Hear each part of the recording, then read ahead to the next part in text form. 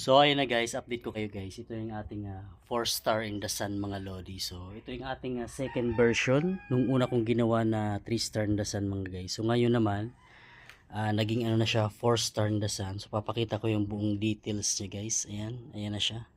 So medyo lukot pa siya guys dahil charol yung ginamit natin dito at bibila din natin yan sa araw para maplansya siya. At ito yung kanyang star. Ayan o.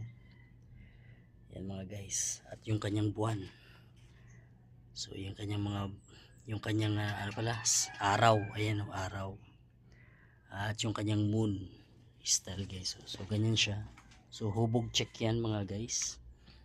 At yung ginamit natin na sumba mga guys, ano yan, laminating film mga lodi. Ayan o. So yun. So saktong sakto lang din yung pagkakagupit niya. Ayan, mapapansin nyo mga guys. Ayan. Sakto lang din yung kanyang pagkakagupit. Yan. So matetesting natin yan mamaya. So papaliparin natin siya. So ayan na.